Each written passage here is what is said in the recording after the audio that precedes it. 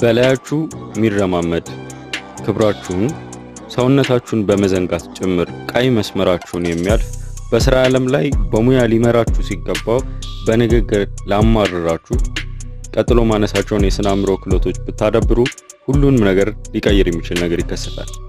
እስከ መጨረሻው ፕሮግራሙን እንድትከታተሉ ጋብዛለሁ። ወደ ፕሮግራሙ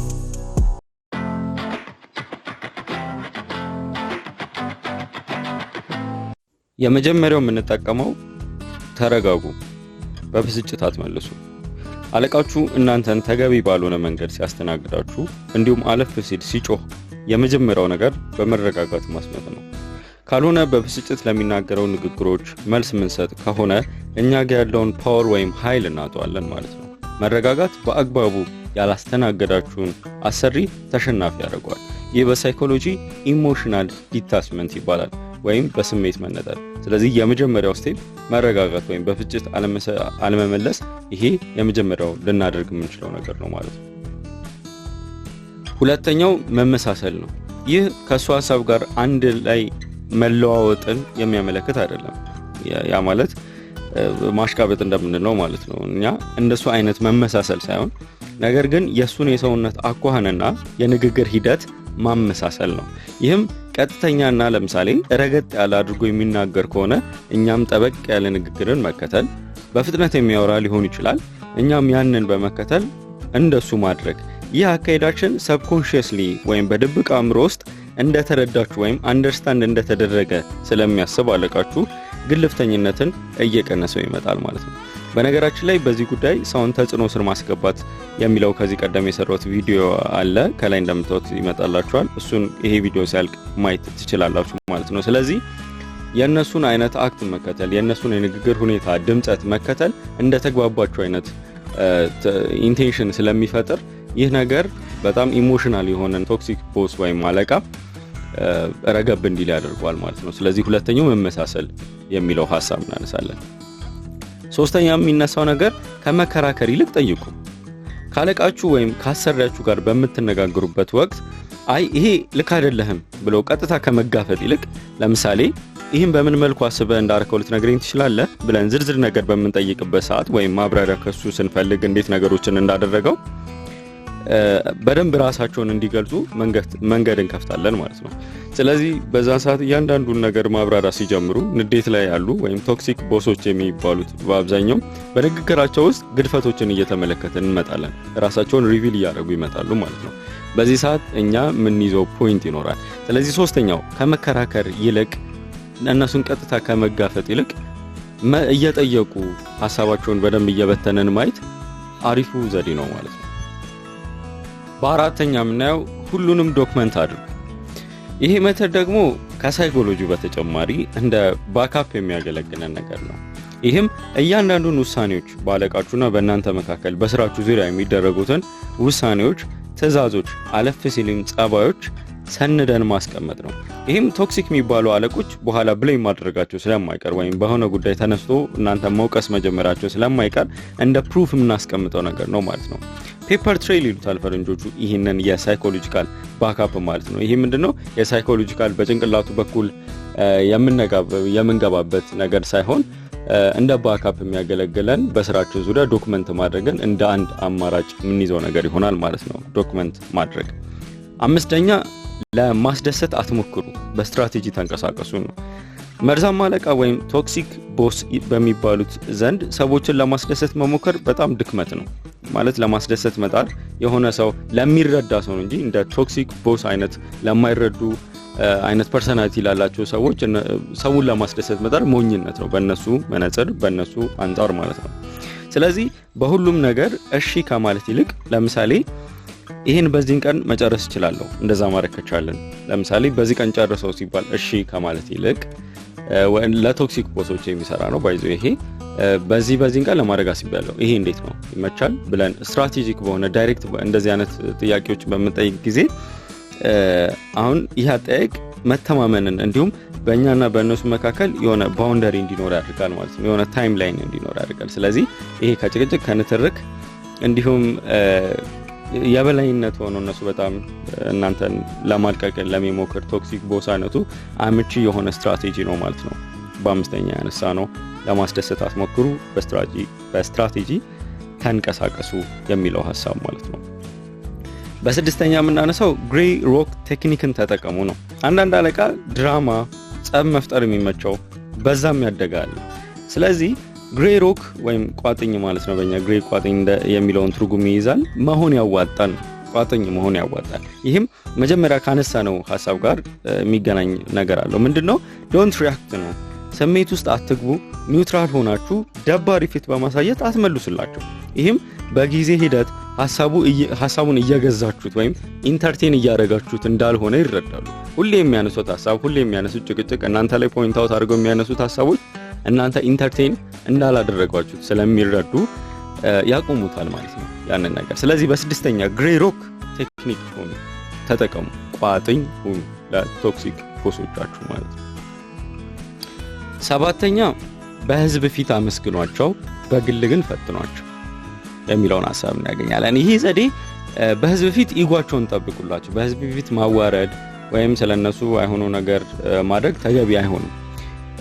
ወይም ሌላ ነገር ለማድረግ መሞከር ጥሩ የሚሆን ነገር አይደለም። ስለዚህ ስለሰሩት ነገር በህዝብ ፊት ተገቢውን ነገር ስጧቸው። መመስገን ካለባቸው አመስግኗቸው። ነገር ግን ችግር ካለባቸውና በስራቸው ውስጥ እንከን ካለ፣ ባደረጉት ነገር ውስጥ እኛን የሚጎዳ ነገር ካለ በግል ቻሌንጅ ማድረግ ይገባል ማለት ነው። ይህ የነሱ ክብር ሳይነካ ከኛ ጋር ሆነስት በሆነ መንገድ እንዲቀርቡ የምናደርግበት መንገድ ነው ማለት ነው። ስለዚህ ለኔክስት ታይም እንደዚህ አይነት ጸባይ ካላችሁ በሰው ፊት አመስግናችሁ በግል ግን ሚስጥራቸውን ጠብቃችሁ ቻሌንጅ የምታደርጓቸው ከሆነ በሁለታችሁ መካከል ያለው ቴንሽን እየቀነሰ ይመጣል ማለት ነው። ስምንተኛ አንተ ከሚለው ቃል ይልቅ እኔ የሚለውን ተጠቀሙ ነው። ይሄ እንዴት ነው? በንግግራችሁ ወቅት ለምሳሌ አፕሪሺየት እያረከኝ አይደለም፣ እንደዚህ እያረከኝ አይደለም ከምትሉ ይልቅ ከሆኑ ጊዜዎች ጀምሮ ስራዎች እያታዩ እንዳልሆነ ወይም እየተወደዱ እንዳልሆነ እየተሰማኝ ነው፣ ጥሩ ነገር እያረኩ እንዳልሆነ እየተሰማኝ ነው አይነት አነጋገሮችን በራሳችሁ አንቀጽ አድርጋችሁ በምትናገሩበት ጊዜ ይሄ በጣም የተሻለ ነው። ምክንያቱም ሰዎች ዩ ብላችሁ ወይም አንተ ብላችሁ በምትጠቁሙት ጊዜ እና ያንን ንግግር ስታቀርቡላቸው ራሳቸውን ዲፌንድ ለማድረግ ነው የሚሞክሩት። ማንም ሰው ወደ ራሱ የሚመጣበትን ነገር ገሸሽ ለማድረግ ነው የሚሞክረው። ግን ወደ እናንተ ስታመጡት ይሄ ምን ይሆናል ማለት ነው? ሰልፍ አዌርነሳችንን ያሳያል ማለት ነው። ሞር እንዲሁም ጥሩ ገንቢ መልስ የምናገኝበት ይሆናል። አይ እንደዛ ሳይሆን እኮ በእንደዚህ መልኩ ያው ብሎ ትንሽ ረገብ ብሎ ለማስረዳት ጊዜ ያገኛል ማለት ነው። ቶክሲክም ቦስ ቢሆን ያው በተሻለ መልኩ ረገብ ማለቱ ስለማይቀር፣ ስለዚህ ይሄንን ቴክኒክ ደግሞ ከኛ መጠቀም አለበት። ሁሌ አንተ እንደዚህ ሳይሆን እኔ እንደዚህ እየተሰማኝ አይደለም፣ እየሆነልኝ አይደለም የሚለውን ተርሞች፣ ቃላቶች፣ አረፍተ ነገሮች መጠቀም የተሻለ ይሆናል ማለት ነው። በዘጠነኛ ከሌሎች ሰራተኞች ጋር ትብብር ይኖራችሁ ነው። ትብብር ሲባል ለአመጽ አይደለም። ይሄ 10ኛው ፖይንት ላይ ማነሳዋለሁ። ቶክሲክ ቦሶች የተነጠለን ሰራተኛ ታርጌት ለማድረግ በጣም ይቀላቸዋል። በዚህም ትብብር መፍጠር፣ መረጃዎች ሼር ማድረግ በበጎ መልኩ ማለት ነው።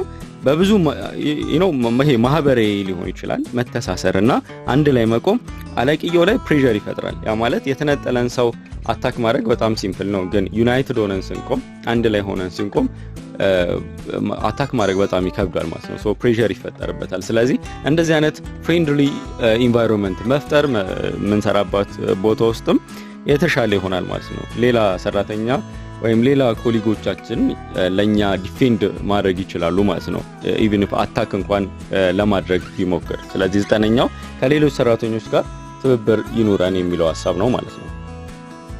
በ10ኛ የምናነሳው ሀሜተኛ ለመሆን ነው። ያው ላይ ካነሳነው ሐሳብ ጋር የሚገናኝ ነገር አለው። ሀሜተኛ ለመሆን እሱን ሌሎች ያርጉት ነው። ያለቃን ስም በየቢሮ ማጥፋት በጣም አንፕሮፌሽናል ያስመስለናል። ነገር ግን ሀሜቱን ለሌሎች ሰተን ሌላው ሚያማ እኛ ግን ንጹህ ከሆነን በሚያስፈልግበት ቀንና ሰዓት የኛ ንግግር ከሌላው ከብዶ ይታያልና የሰዎች አመኔታንም እናገኛለን ማለት ነው። ስንናገር ለሌላ ጊዜ ስተት ኖሮበት እንኳን ብንናገር አመኔታ የምናገኘው እኛ ነን። ሶ ይሄ ድራማ የምንፈልግ ሰዎች ስላልሆን ከዚህ ቀደም ባለን የጸባይ ታማኒነትን እናገኛለን ማለት ነው። ስለዚህ 10ኛ ሀሜተኛ ለመሆን ነው። 11ኛ ቋንቋቸውን አውሩ ነው። ይሄ ሊትራል አትረዱት። አማርኛ ሲያወራ አማርኛ፣ ኦሮምኛ ካወራ ኦሮምኛ አይደለም። በእርግጥ እንደዛ ሊሆን ይችላል። ግን የዚህ ኮንሴፕት ምንድነው? አለቃችሁ ምን ላይ ትኩረት እንደሚያደርግ እወቁ ነው። ምን ላይ ንቁ ሆኖ ነገሮችን እንደሚመለከት እወቁ። ለምሳሌ ቁጥር ላይ ከሆነ ዳታ ስጧቸው። ፓወር የሚፈልጉ አይነት ከሆኑ የእናንተን አይዲያ ለነሱ ፓወር ምን ያህል ማተር እንደሚያደርግ አሳዩአቸው። ብቻ የነሱን ፐርሰናሊቲ በመጠቀም በራሳቸው ላይ ዌፐን አድርጉት፣ መሳሪያ አድርጋችሁ ተጠቀሙባቸው ማለት ነው። ይሄ ፐርሰናሊቲያቸውን አጥንተን ምን ሄድበት አይነት አፕሮች ነው ማለት ነው። ስለዚህ 11ኛ ቋንቋቸውን አውሩ ነው። 12ኛ የምናነሳው ነገር አግዟቸው ነው። ኮምፕሌን ብቻ አታድርጉ። ሪፖርታችንን እንዴት በፍጥነት እንደምናሳድግ፣ እንዴት እነዚህን ችግሮች እንቅረፍ የሚለው ሐሳቦችን እያነሳችሁ አግዟቸው።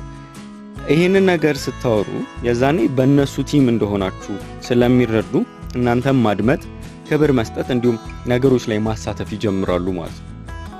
ስለዚህ 12ኛው ስቴፕ አግዟቸው ነው። ጀስት ኮምፕሌንም ብቻ እናርግ፣ መታገዝ ያለበትም ነገር ካለ እሱን ማድረግ ማለት ነው። 13ኛ ቦታቸውን አክብሩ፣ ግን አትፍሯቸው። ለአለቃ ሳይሰግዱ ክብር መስጠት ይቻላል። በንግግር ወቅት አይናቸውን እያያችሁ በኮንፊደንስ የምታምኑበትንና የሆነውን በግልጽ አውሩ። ይህ ኮንፊደንስ ቶክሲክ የሆኑ አለቆችን ሰርፕራይዝ የሚያደርጋቸውና ወደ ኋላ ገሸሽ እንዲሉ የሚያስችልም ነው። ምክንያቱም እንደዚህ አይነት ኮንፊደንት ሆነን ስንናገር ሰው አይኑን የመሰብሰብ እንጂ ሞር እኛ ጋር በጣም ተናዳጅ በሆነ ሁኔታ እኛ ጋር ሊመጣ አይችልም ማለት ነው። አግሬሲቭ ሆኖ አይመጣብንም። ስለዚህ ማክበር ግን አለመፍራት ሌላኛው ፖይንት ነው። 14ኛ አስተያየታቸውን ጠይቁ። ይህ ነገሮችን በደንብ የሚለውጥ ነው። ይህም እናንተ ስለ ራሳችሁ አስተያየት ከነርሱ የምትጠይቁበት ነገር ነው ማለት ነው። በምትጠይቁበት ጊዜ እየተሻሻለ እንደመጣ ሰው ግን ጸብ ፈላጊ እንዳልሆናችሁ በመረዳት ብዙ ነገሮችን ኦፕን ሊያደርጉላችሁ ይችላሉና በትክክል ከነርሱ ጋር ያላችሁን ስሜት ሊነግሯችሁ ይችላሉ ማለት ነው። ስለኔ ያለን አስተያየት ምን ድክመት አለኝ በስራዬ ላይ ምናምን ብላችሁ በጠየቃችሁ ቁጥር ሞር ኦፕን ሆኖ የነሱም ሐሳብ ከውስጣቸው ከእናንተ ምን እንደሚፈልጉ ኦፕን ሆኖ ሊናገሩ ይችላሉ ማለት ነው። የመጠማመድ ነገር አይኖርም ማለት ነው። ስለዚህ አስተያየት መጠየቅ ስለራስ ምን ልናደርግ የምንችለው ከቶክሲክ ቦሶችን ልናረጋጋ ወይም ለማንኛውም አለቃ የሚሰራ ነገር ነው ማድረግ የምንችለው አሪፍ ነገር ነው ማለት ነው። 15ኛ እና የመጨረሻው ምንድነው? መቼ እንደምትላቀቁ እወቁ። know when to exit። ብዙ ነገር አድርጋችሁ በጣም የበዛ መርዛማ ነገር ካለቆቻችሁ አሁንም ሊቀጥል ይችላል። በዚህ ጊዜ ከነክብር መውጣት አማራጭ የሌለው መፍትሄ ነው። ይሄም ተስፋ ለመቁረጣችሁንና ክብራችሁን እንደምታውቁ መሆኑን ለእነርሱ መልእክት የሚያስተላልፍ ይሆናል ማለት ነው። ስለዚህ አማራጭ ከሌለ የመጨረሻው ነገር ያው ማምለጥ ነው ማለት ነው ከነዚህ ከቶክሲክ ቦሶች። የትኛው አይነት የሳይኮሎጂ መንገድ እንደወደዳችሁት ኮሜንት ላይ ብትጽፉልኝ ደስ ይለኛል። ፕሮግራሙን ከወደዳችሁት ላይክ፣ ሼር ማድረግ እንዳትረሱ። ሰብስክራይብ ለኔክስት ለምንለቀው አሪፍ ፕሮግራሞች እንዲደርሳችሁ ያድርጋል። ከሳምንት እስከምንገናኝ ቴዲ ነበርኩ። ቻው።